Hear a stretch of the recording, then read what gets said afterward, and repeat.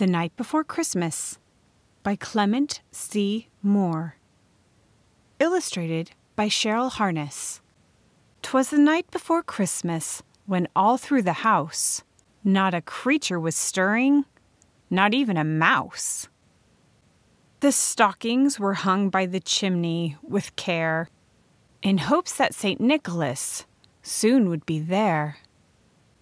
The children were nestled all snug in their beds, while visions of sugar plums danced in their heads. Mamma in her kerchief and I in my cap had just settled down for a long winter's nap. When out on the lawn there arose such a clatter, I sprang from my bed to see what was the matter. Away to the window I flew like a flash, tore open the shutters and threw open the sash. The moon on the breast of the new-fallen snow gave a luster of midday to objects below, when what to my wondering eyes should appear but a miniature sleigh and 8 tiny reindeer.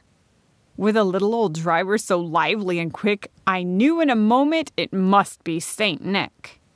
More rapid than eagles his coursers they came, and he whistled and shouted and called them by name. Now Dasher, now Dancer, now Prancer and Vixen, on Comet, on Cupid, on Donder and Blitzen, to the top of the porch, to the top of the wall, now dash away, dash away, dash away all. As dry leaves that before the wild hurricane fly when they meet with an obstacle mount to the sky, so up to the housetop the coursers they flew, with a sleigh full of toys, and St. Nicholas too. And then, in a twinkling, I heard on the roof the prancing and pawing of each little hoof. As I drew in my head and was turning around, down the chimney St. Nicholas came with a bound. He was dressed all in fur from his head to his foot, and his clothes were all tarnished with ashes and soot. A bundle of toys he had flung on his back, and he looked like a peddler just opening his pack. His eyes, how they twinkled, his dimples, how merry. His cheeks were like roses, his nose like a cherry. His droll little mouth was drawn up like a bow, and the beard on his chin was as white as the snow. The stump of a pipe he held tight in his teeth, and the smoke, it encircled his head like a wreath. He had a broad face and a little round belly that shook when he laughed like a bowlful of jelly.